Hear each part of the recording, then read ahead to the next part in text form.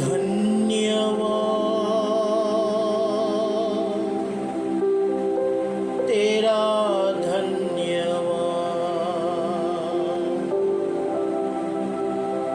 Hallelujah,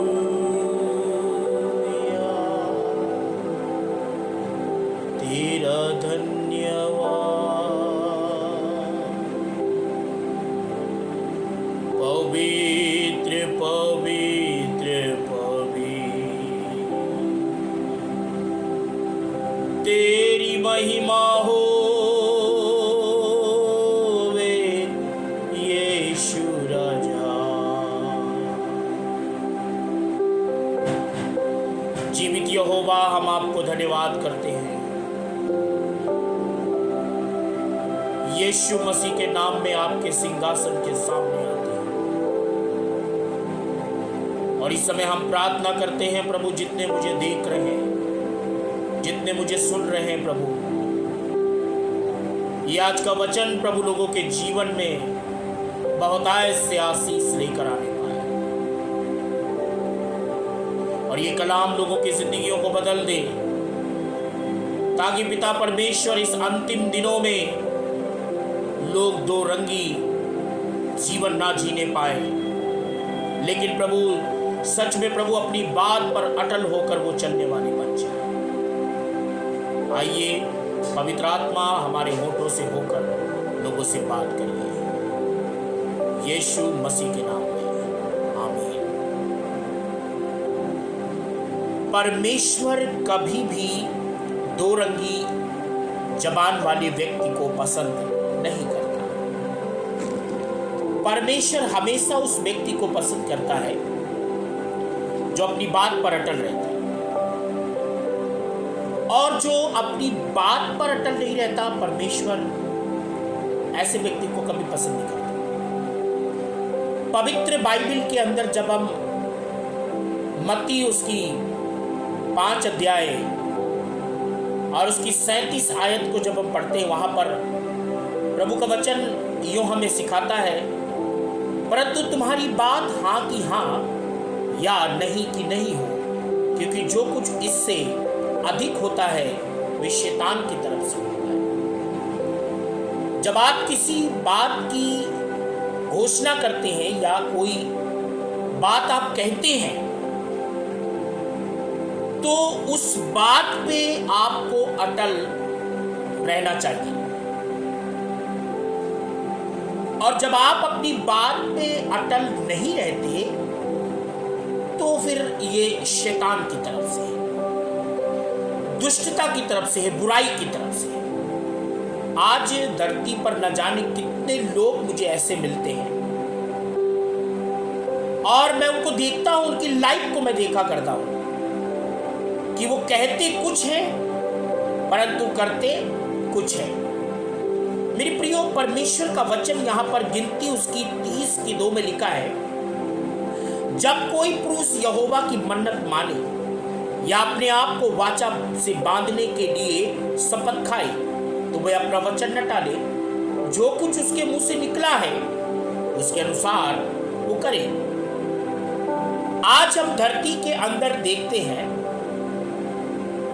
खादिमों को भी देखते हैं, कई पासवानों को भी देखते हैं, कई विश्वासियों को भी देखते हैं कि बड़ी बड़ी डींगे तो वो मार देते हैं कि हम ये करेंगे, वो करेंगे, ऐसा करेंगे, वैसा करेंगे, है ना, लेकिन कुछ समय के बाद वो दिखाई नहीं देते। ये इस प्रकार का जो व्यक्ति होता है, जो कहने के बाद पलट जाए और वो दिखाई ना दे, वो पवित्र आत्मा की ओर से नहीं है, लूसीफर की तरफ से है, शैतान की तरफ से।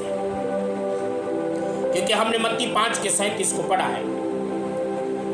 कहने का तात्पर्य ये है कि जब कभी भी आप परमेश्वर के दास के सामने या सेवकाई के लिए या प्रभु के किसी भक्त के लिए या प्रभु के किसी संतों के लिए जब आप कुछ करने की बात करते हैं और उसके बाद आप अपनी जबान को टाल देते हैं, तो फिर वो जो बात है वो पवित्र आत्मा की ओर से नहीं है, आपके जीवन में शैतान काम कर गया, दुष्टात्मा काम कर गया और आप जल्दीबाजी में, उतावली में आकर आपने बातें कह दी। मैं एक वचन को पढ़ूंगा, व्यवस्था विवरण, और उसकी 23 अध्याय 21 से 23 में लिखा है, जब तू अपने परमेश्वर यहोवा के लिए मन्नत माने तो उसे पूरी करने में विलंब ना करना, क्योंकि तेरा परमेश्वर यहोवा उसे निश्चय तुझसे ले लेगा और विलंब करने से तू पापी ठहरेगा।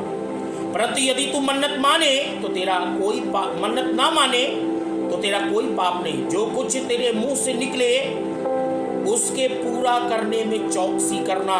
तू अपने मुंह से वचन देकर अपनी इच्छा से अपने परमेश्वर यहोवा के सामने जैसी मन्नत माने वैसा ही स्वतंत्रता से उसे पूरा भी करना, ऐसा प्रभु का वचन हमें सिखाता है। लेकिन आज क्या करते हैं?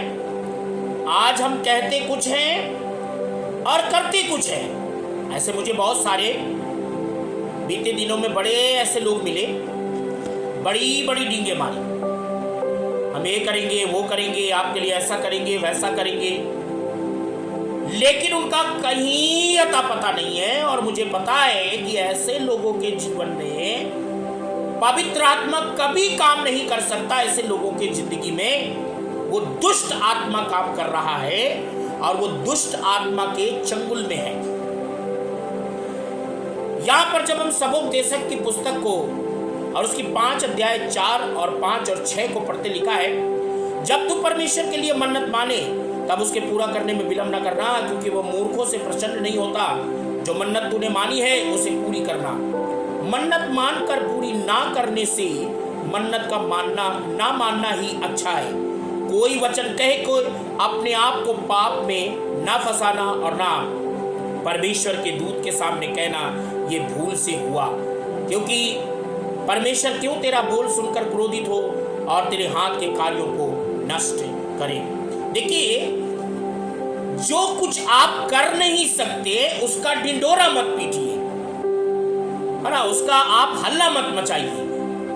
जो आपसे नहीं हो सकता उसका गाना मत गाइए। जो चीज आपके करने की क्षमता नहीं है ना, अब आप जल्दबाजी में कहेंगे हम आपको गाड़ी देंगे, हम आपको घोड़ा देंगे, हम आपको ताजमहल देंगे, हम आपको घर देंगे, हम आपको जमीन देंगे, हम आपको राशन देंगे, हम आपको फलाना देंगे, हम आपको डमका देंगे। अब आपने जल्दीबाजी में कह दिया, लेकिन जब आप नहीं करते तो फिर ये जो जबान है ना, ये दो रंगी में आ जाती है। और परमेश्वर को दो रंगी जबान पसंद नहीं है। परमेश्वर दो रंगी जबान को पसंद नहीं करता, क्योंकि बाइबल के अंदर जब हम भजन संहिता जबूर उसकी 12 के 2 और 3 को पढ़ते, लिखा है, प्रत्येक मनुष्य अपने पड़ोसी से झूठी बातें कहता है, वे चापलूसी के होठों से दो रंगी बातें करते हैं। 3 में लिखा है, यहोवा सब चापलूस होठों को और उस जीभ को जिससे बड़ा बोल निकलता है काट डालेगा। यहां आप बड़ी डींगे मत मारा करिए, उतना ही कहिए जितना आपसे हो सकता है।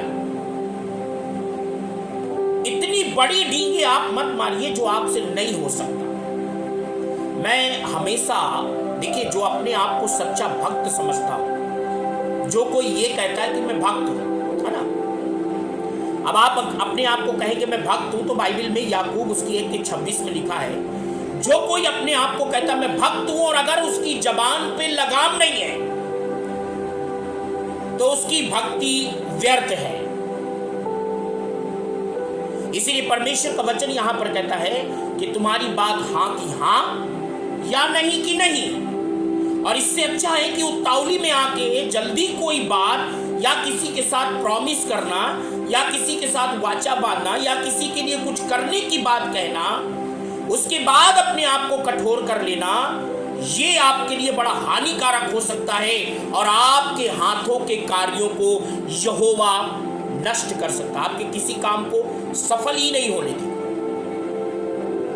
इसीलिए परमेश्वर का वचन यहां पर कहता है, हर बड़ी बोल बोलने वाली जीभ को यहोवा काट डालेगा। देखिए, मैं आपको एक बात बताऊं, कई लोग क्या करते हैं, कई लोग कई बार वायदा करते हैं कुछ करने के लिए, देने के लिए, है ना, बहुत सारे बड़ी बड़ी वायदे कर लेते हैं कि हम आपके लिए ऐसा करेंगे वैसा। मुझे इन 10 सालों में न जाने कितने ऐसे नमूने मिले और न जाने कितने ऐसे लोग मिले, और मैं अपनी लाइफ में उनको कोई महत्व नहीं देता हूँ। जो बात कह के पलट जाए और जो बात कह के और वो ना करे, उसको मैं कोई महत्व नहीं देता। परमेश्वर महत्व नहीं देता तो मैं क्यों महत्व दूंगा।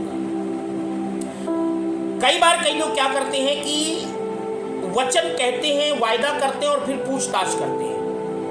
बाइबल में लिखा है नीति वचन 20:25 में, जो मनुष्य बिना विचारे किसी वस्तु को पवित्र ठहराए और जो मन्नत मानकर पूछ-पाछ करने लगे वह फंदे में फंसेगा। जितने लोगों ने परमेश्वर के पवित्र दासों के साथ या पवित्र प्रजा के साथ, सुनिए भविष्यवाणी, जितने लोगों ने अपनी जबान से बड़ी बड़ी डींगे मारी है कि हम आपको किला बना कर देंगे, घर बना कर देंगे, हम आपको राशन देंगे, हम आपको ये देंगे, हम आपको वो देंगे, हम आपको लिए ऐसा करेंगे, वैसा करेंगे, अमका करेंगे, ढमका करेंगे। अब कहने के बाद यदि आप नहीं करते और पूछ-पाछ करते हैं तो अब आप बहुत बड़े फंदे में फंसने वाले हैं और कोई बचा नहीं सकता। और आजकल तो प्रचारक लोग भी, सेवक लोग भी ऐसे ही हैं।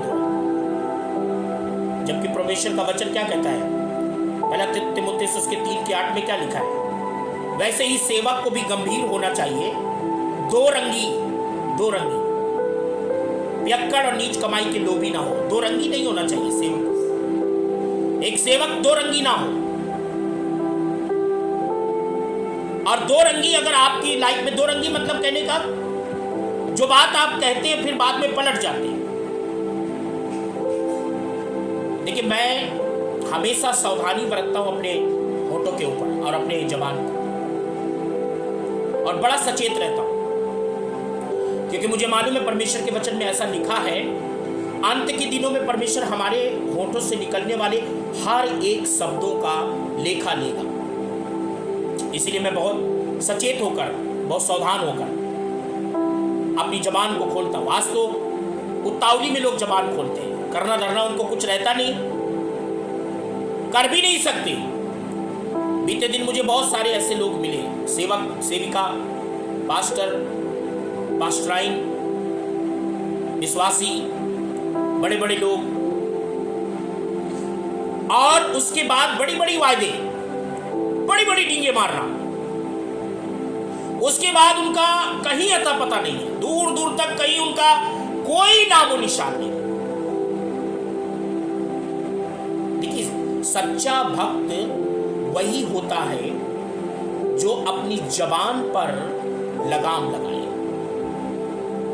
सच्चा भक्त वो नहीं होता उतावली में झट से आके, ब्रदर जी हम आपको ना गाड़ी खरीद कर दे रहे हैं, आपको 1 लाख रुपए दे रहे हैं, आपको हम फलाना कर रहे हैं, आपको हम डमका कर रहे हैं, आपके लिए ये कर रहे हैं, आपके लिए वो कर रहे हैं।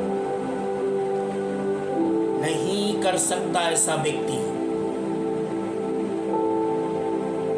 देखिए, एक प्रभु ने मुझे बहुत एक बात दिखाई, ऐसी बड़ी बोलने वाली जबान और ऐसी बड़ी बोलने वाली जो लंबी लंबी डींगे मारते, करना उनको कुछ नहीं है। दूसरा तीमुथियुस की पत्री उसके 3 अध्याय को जब हम पढ़ते, वहां पर लिखा है कि अंतिम दिनों में लोग डींगे मारने वाले होंगे। डींगे कुछ नहीं करेंगे, डींगे मारेंगे। और डींग मार जो होते हैं वो हमेशा नुकसानदायक होते हैं, इसलिए हमें डींग मारने वाले लोगों से बड़े चौकस रहने की आवश्यकता है। दूसरा तीमुथियुस उसके 3 अध्याय को जब हम 1 से आगे तक पढ़ते हैं, वहां पर साफ रीति से लिखा है, देखिए लिखा है, यह जान रखो कि अंतिम दिनों में कठिन समय आएंगे, क्योंकि मनुष्य स्वार्थी, धन का लोभी, डींग मार, अभिमानी, निंदक, माता पिता की आज्ञा टालने वाले, कृतघ्न, अपवित्र, दया रहित, क्षमा रहित, दोष लगाने वाले, असंयमी, कठोर, भले के बैरी, विश्वासघाती, हठी, अभिमानी और परमेश्वर के नहीं वरन सुख विलास के चाहने वाले होंगे। देखिए, डींग मार है और डींगे मार रहे हैं। हमने ये कर दिया, हमने वो कर दिया, हमने फलाना कर दिया, हमने डमका कर दिया, हमने ऐसा कर दिया, वैसा कर दिया। कहीं गलती से आपको जबान में कैंसर का रोग ना पकड़ ले, आपके मुंह को कैंसर का रोग ना पकड़ ले, क्योंकि हर दो रंगी जबान, हर बड़ी बोल बोलने वाली जबान और हर एक ऐसी जीभ के ऊपर इस अंतिम दिनों में आने वाले समय में बड़ी बड़ी मुंह की बीमारियां, बड़ी बड़ी जबान की बीमारियां, बड़ी बड़ी खतरनाक खतरनाक बीमारियों का लोग सामना कर सकते हैं। इसीलिए आपको मुंह खोलने से पहले बहुत सचेत रहना है। कहते क्या हो, बोलते क्या हो, कहने से पहले सावधान, बोलने से पहले सावधान।